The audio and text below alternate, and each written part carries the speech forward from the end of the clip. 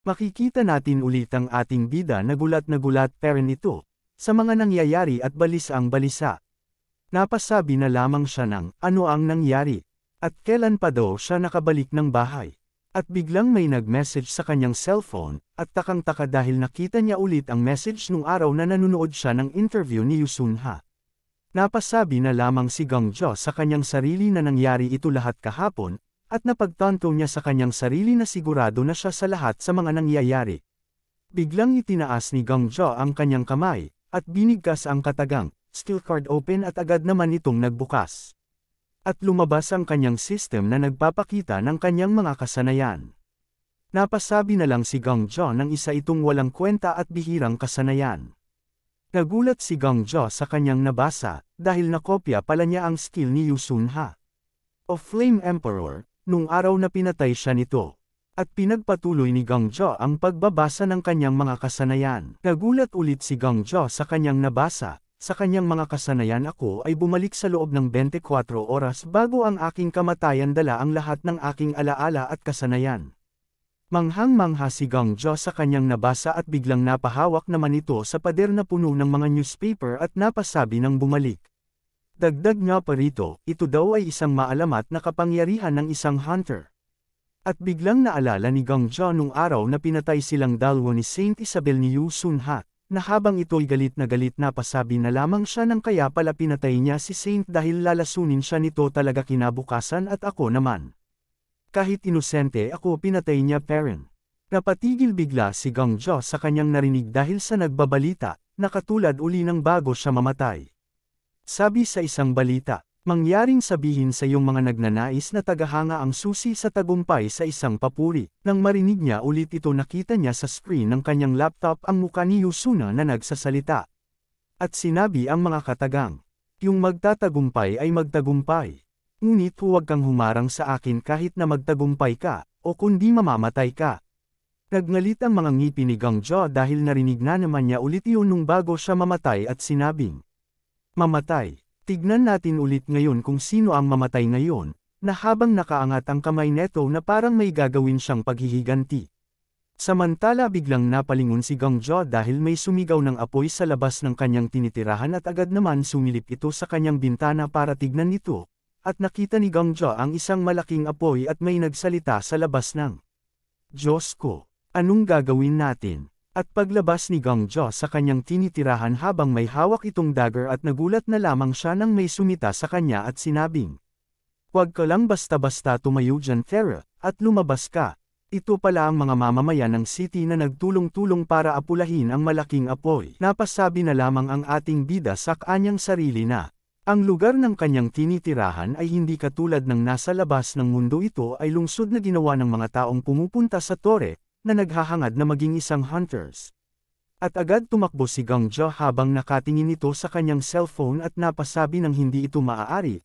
Ito ang simula at parehas ng oras nung ako'y yumiinom ng alak, at napagtanto niya na ang sunog na nangyayari sa gusali ay kagagawa ni Flame Emperor upang mapagtakpan ang ebidensya nito. At biglang may nagsalita na isang mamamayan na, nagsasabing, ang mga ginagamit daw ng mga water user ay hindi lamang daw basta ginagamit ng paisa-isa kundi orasan.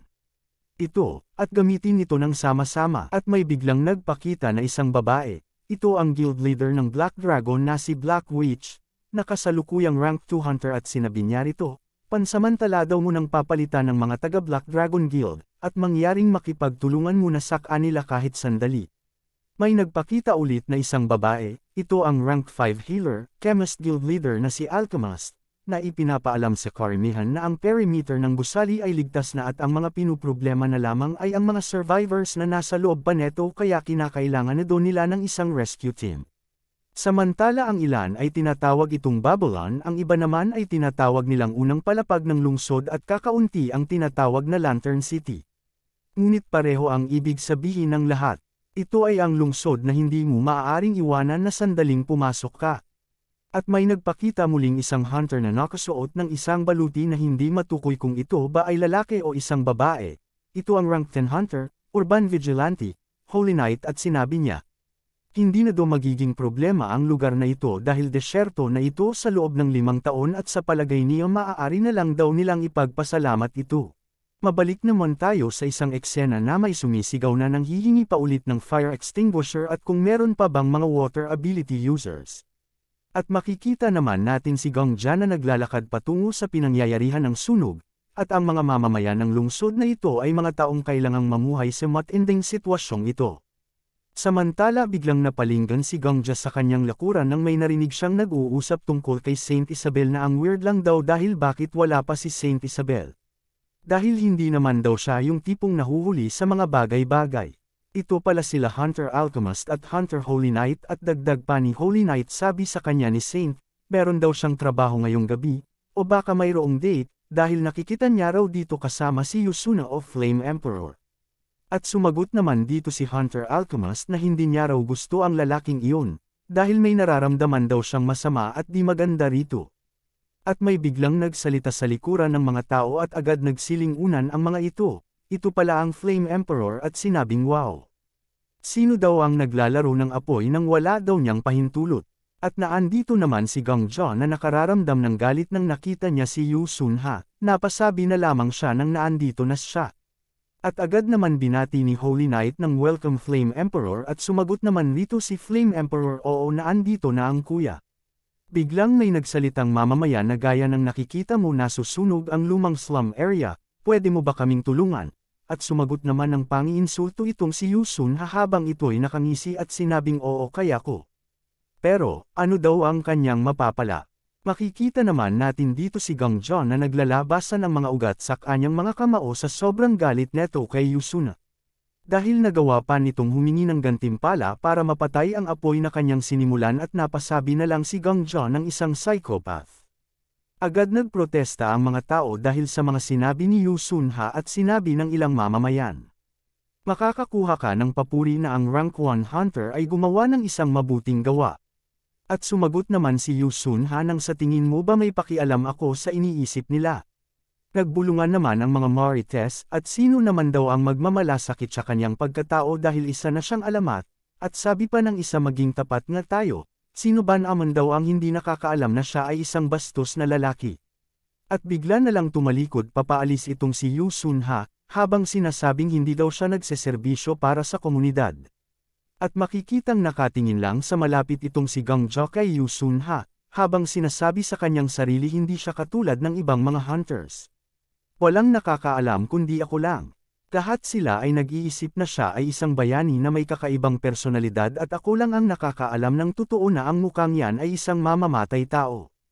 At biglang nagdilim ang paligid ni Gongja at sinabi sa kanyang sarili kailangan ko siyang patayin.